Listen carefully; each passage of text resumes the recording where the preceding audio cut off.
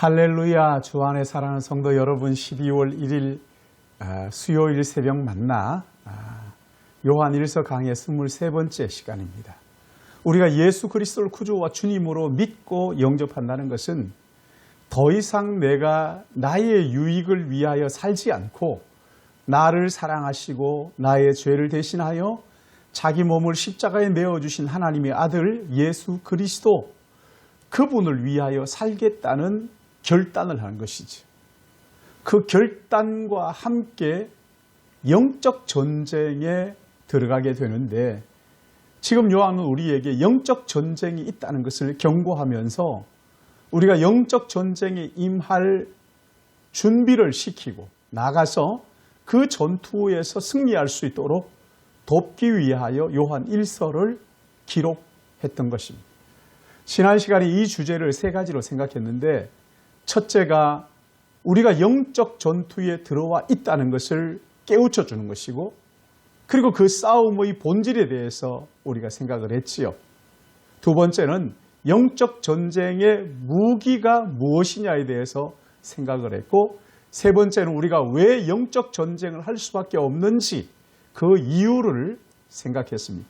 오늘 본문은 요한 1서 2장 18절 19절 2절 말씀인데, 지난 시간에 이어서 마지막 때 적 그리스도가 나타나서 우리의 믿음을 흔들어 놓을 것인데, 그때 우리는 어떻게 해야 될 것인지를 말씀하시는 것이지. 2장 18절 19절 봉독합니다. 아이들아, 지금은 마지막 때라 적 그리스도가 오리라는 말을 너희가 들은 것과 같이 지금도 많은 적 그리스도가 일어났으나 그러므로 우리가 마지막 때인 줄 아노라.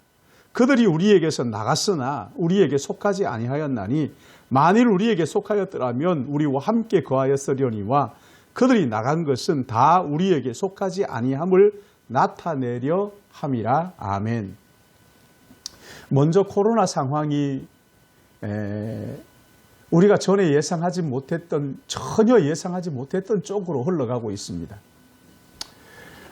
오미크론 변이 바이러스 때문에 세계가 지금 초긴장을 하고 있고, 나라마다 국경을 폐쇄하는 그런 지경에 이르렀습니다. 코로나19가 장기화되면서 우리나라 교회가 들리는 소문으로는 10,000개 이상이 폐쇄됐다고 하는 이런 안타까운 소식을 듣게 됩니다. 소상공인들의 어려움 말할 것도 없지요. 그러나 또 교회도 심각한 타격을 받고 있다는 것입니다. 성경은 이런 상황을 놀라거나 두려워하지 말라고 하면서 우리가 영적 전쟁의 한복판에 서 있다고 경고하시잖아요. 주님은 인자가 올 때 세상에서 믿음을 보겠느냐 하셨어요. 이런 상황 속에서 교회가 어떻게 해야 될 것인가? 여러분, 오히려 이런 상황에서 교회의 연약함이 우리의 믿음을 더 확실하게 세우는 기회가 되는 거예요. 하나님의 말씀의 진실성을 확신하는 계기가 된단 말입니다. 이럴 때일수록 우리의 믿음을 살펴 점검하고 초대교회 신앙으로 돌아가야 하는 것이지. 디모데후서 2장 9절에 거짓 교사들이 교회를 혼란하게 하자 많은 사람들이 교회를 떠났습니다. 그러자 심약했던 디모데가 낙심을 하지. 그때 바울은 하나님의 견고한 터는 든든히 섰다고 그렇게 위로를 합니다. 위기가 그냥 위기로 끝나는 것이 아니라 신앙을 점검하는 기회가 된다는 것이지. 오늘 여기 19절 말씀에 그들이 우리에게서 나갔으나 우리에게 속하지 아니하였나니, 그들이 그리스도를 대적하는 적 그리스도를 말하는 거잖아요. 그들이 우리에게서 나갔으나 우리에게 속한 것이 아니라, 그러니까 단순히 교회에 속해 있다고 또 교회에 출석한다고 신앙의 순수성을 보장받는 것이 아니라는 거예요. 그리스도를 대적하는 자들이 교회 안에 있었어요. 그러다가 나갔다는 거예요. 교회 안에는 별별 희한한 이유와 목적을 가진 자들이 다 있습니다. 어떤 목적을 가지고 어떤 이유로 왔든지 진리를 깨닫고 진리 안에서 거듭나야 하는 것이죠. 그러기에 이 교회 안에서 내 믿음이 정말 성경이 말하는 순전한 믿음인지 말씀을 가지고 살피고 점검하는 것은 반드시 필요한 거예요. 내가 정말 예수 그리스도를 구주와 주님으로 믿고 있는 사람인가? 살아도 주를 위하여 죽어도 주를 위하여 내 몸에서 그리스도가 존귀히 여김을 받는 것으로 나는 만족하는 사람인가? 아무리 오래 신앙생활을 해도 자기를 위하여 살면 결국 영원히 꺼지지 않는 불에 던져지고 만다고 말씀하셨어요. 우리의 믿음을 점검해야 됩니다. 존 웨슬리가 그 교회에 성도들이 많아졌을 때 한 사람 한 사람을 불러서 그들의 신앙을 점검했는데 그 중에 알곡 교인이 300명도 안 되더라고 고백을 합니다.